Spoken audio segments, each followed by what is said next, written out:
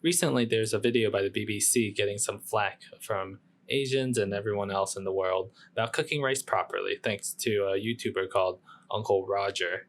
In this video, I'm going to explain why washing rice after cooking works for fried rice. Just a little background, I'm in Taiwan right now, and there are so many varieties of rice. There are rice bred for specific purposes such as frying, sushi, congee. I'll go into rice varieties and cooking methods in another video. For this video, I'm going to use Taidong number 9 rice, which is specifically bred for sushi. A lot of Taiwanese restaurants such as Ding Tai Fung use this rice for frying because of its nice chew and doesn't get that soggy. So I already prepared some ingredients. Got my mise en place ready, some onions, green onion, red chili peppers, some vegetable mix, 2 eggs. So here's some of that rice. It's short grain sushi rice, as you can see. Some pretty nice secret seasoning mix. I will reveal it at 1,000 subs. So I'm gonna whisk some eggs here. Add some salt in there. A little bit of spillage there, but just whisk it nice with chopsticks.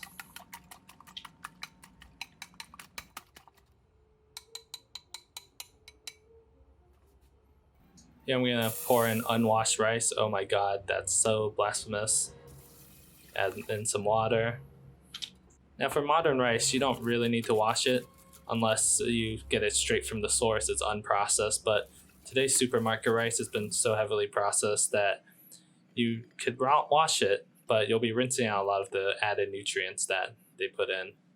And because we're going to be rinsing it after we cook, there's no need to wash beforehand because we'll just be washing out that starch anyways.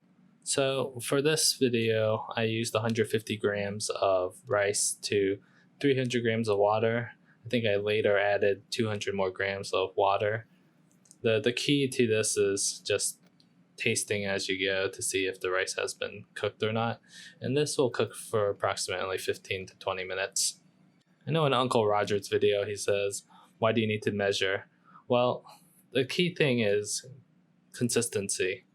If you don't have a rice cooker, you only have a pot, you can't use the finger method. Or if you have a lot of rice, the finger method definitely doesn't really work. So to be consistent, just measure your ingredients using a scale. We do it all the time in the restaurant, and that's how we could get consistent results. So for stovetop cooking, it's good to stir it around or keep a lid on it, but just watch out. It's like cooking pasta. It'll boil over if you have too high of a heat. Another thing that bothered me about these reaction videos is that there is no one ultimate supreme method of cooking rice. There's a lot of cultures that cook rice differently. For example, South Asians, for example, my Indian friends, they use the same method of cooking basmati rice with water in the pot and then rinsing it to make the rice grains all nice and loose. And props to the BBC for cooking rice in a pot over the stove, because not everyone has access to a rice cooker. That is actually a pretty expensive gadget if you can't afford or have the space to put a rice cooker. Now, it takes more skill, I think, to cook rice in a pot than put it in a rice cooker. And I bet you a lot of people in Asia don't know how to cook rice if they got their rice cookers taken away and was just left with a pot and a stove. Now, the advantages of using this method is that you can add more water than needed and just constantly just keep tasting if the rice is done or not, because you're less likely to burn the bottom when you use this method. If you don't use that much water, you'll definitely burn the rice because there isn't enough water to act as a barrier between the stove and the rice granules. Over the years, being in the restaurant and cooking, I learned that there is no one good method. There is always a preferred method of doing things, but even the preferred method might not be the best method for whatever you are making. So, key thing is just keep an open mind when seeing a new technique or something weird, because you never know, it might actually be better than what you know, it might be worse. So, it's just good to try new things and keep an open mind, because the possibilities in cooking are endless. So just taste a little bit of this, and yeah, I think the rice is almost done. Let's get another scoop just to see.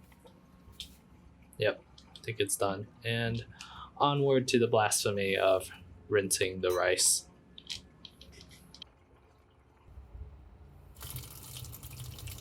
Now I'm going to do what people call a sacrilegious thing of rinsing rice after I've cooked it. Now, the key here is to rinse on a slow stream. Don't want a full blast that it ruins the rice granules. And when I tasted the rice, it was a bit al dente, so that's the consistency you want to look for. It's almost like cooking risotto. But use your fingers here to slowly fluff up the rice, make sure all that starch is washed off. As you see here, there's separated out granules, really easily separated, yet firm rice. And this makes really good rice for frying, because you don't want clumped up rice when you fry rice, and you want the fat or oil that you're frying with to coat each individual granule so you have full maximum flavor. And what I'm going to do is just rinse it a few more times until the water goes clear. And by rinsing the rice, I'm not destroying or making soggy rice, because you've stopped the cooking process. The rice isn't going to absorb any more water than it already has. And basically just cooling down the rice and making it all nice and fluffy.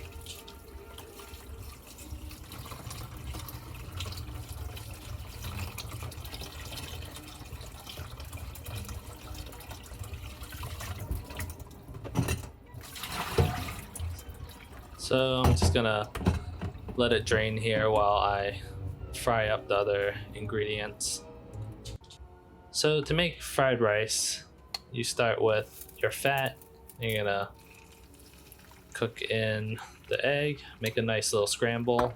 I like making it semi-cooked eggs, because when you're going to be adding it in the pan again, it's gonna cook farther. So I just do a quick mix there, make it half cooked, and the additional heat will continue to cook.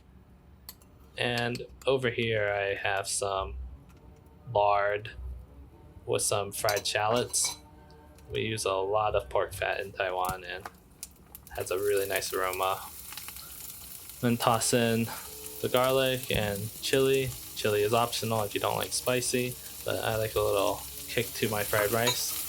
Just gonna stir it around here, sweat the onions, don't want to cook too high. Add in the vegetable mix, put it around like you're frying in a wok, but all I have here is a frying pan. Gonna add the sacrilegious rice. See how it's all nice and loose. Not mushy, not soggy, but nice and firm. It's coating all that good pork fat. Next is add in the secret seasoning. I will reveal the secret seasoning once I reach 1,000 subs. And then add in the green onions. Gotta get every little bit of it. Toss it around some more. Good wrist workout there.